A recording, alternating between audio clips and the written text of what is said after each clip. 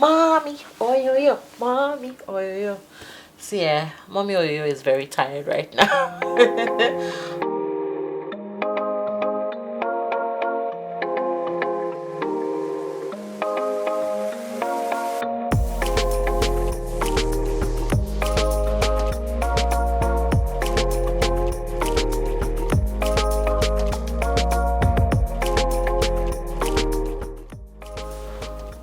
Hi everybody. No, for real, hi. My name is Anita. I am also known as Dakara, from my namesake blog, beridakara.com. I'm also the founder of the Mommy Oyoyo Podcast. I remember as a child when, the neighborhood kids, your mom comes back from work, not just your mom, but your dad too. They're like, Mommy Oyoyo, Mommy Oyoyo. And up until today, I don't know if Oyoyo is like an actual language, but it's just the way they greeted their mommy. I asked my mom what it means, and she didn't say it's from a particular language, but it's kind of like you're greeting your mom with expectation. Like, our mommy brought biscuits, mommy brought a present from wherever she went to, right?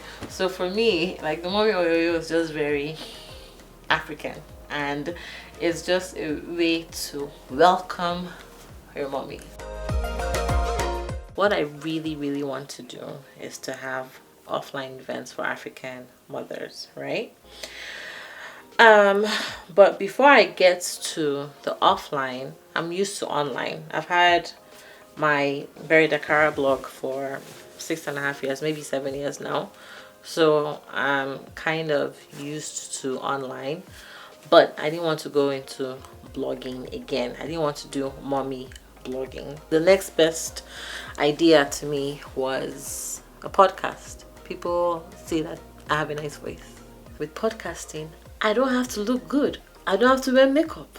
I can be in my pajamas and I'm just under my covers on my bed and I record my episode. So why not why not a podcast? So I had that idea, and then about I think it was November of 2018, I just sat down one morning and said, you know what, if I now have this podcast, what will I even have to talk about?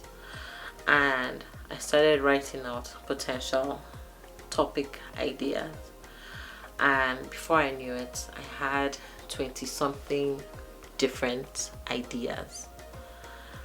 I haven't even, at this point, I hadn't even figured out, I'm going to record on this platform or that platform. But I had 20 ideas for topics, and I'm like, I think I'm sitting on something here. I think I have something here. And I posted it on Instagram, like, hey, so that's how I'm just playing around though, and it looks like I have 20 episodes, like just 20 episode ideas that I could work with on this podcast. And people were laughing at me, but one person in particular, Bolanle, she sent a message and she was like, hey, so have you bought the domain name yet? I was like, no, this is still an idea. She's like, it doesn't matter if it's an idea, buy the domain. So I bought the domain. Before I came back from buying the domain, I had gone offline gone on my computer to buy the domain. By the time I came back, she had checked on Instagram to see if the handle was available. She's like, the handle's available, by the way. So I got the handle. I went on Gmail to get the Gmail address as well, and on Facebook. So that was the beginning. That was in November though. I did not publish my first episode until June. It took me another 7 months. Another 7 months, because I kept waiting for, you know what, I need the perfect beginning. I need to have the perfect schedule. I need to have the perfect this and the perfect that. And I spent 7 months planning that I'm going to have a podcast. I even wrote it on my makeshift vision board for the year. Don't look at the 155 pounds because obviously I did not get there. But you can if you want. But listen, Mommy Oyoyo Podcast. It was actually supposed to be MUMMY because Nigerian British rule. That's how we spell mommy. But MUMMY. Somebody had taken that Gmail address. So that's why Mommy Oyoyo is MOMMY. But I mean, I had that on my vision board, kind of, for this year. And I spent between November of last year and June of this year just thinking, oh, I want it to be like this, I want it to be like that, maybe I'm not ready, da da da da da. And in June, I think was the day after her birthday, I just thought to myself, you're planning, and you've not done anything. You've had the domain name for the past 7 months. You've had the Instagram handle for 7 months, Facebook, everything for 7 months, and there's nothing to show for it. So that same evening, after she had gone to bed, I think it was like 9 o'clock or so, I literally just sat down, and I had previously asked 2 people what platforms they use. They use Anchor to record their episodes. And I recorded my first episode. I hit publish and I told everybody, hey guys, I have a podcast. It's called Mommy Oyoyo Podcast. Go and subscribe.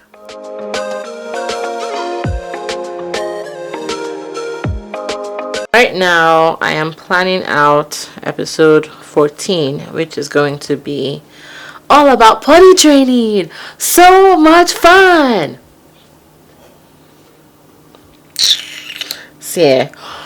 Oh my god, if I could outsource potty training in this life, I would.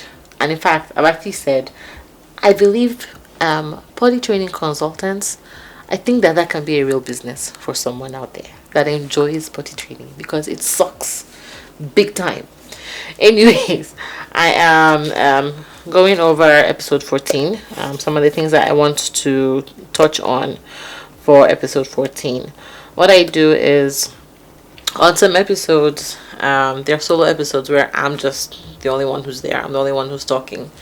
Other episodes I have guests. But for episode 14, I'm just going to be talking. Actually, I haven't decided whether I want to have someone talk about their potty training experience as well, or if they have any tips. But so far, if it's just me, I will cover my potty training experience so far, which has not been fun.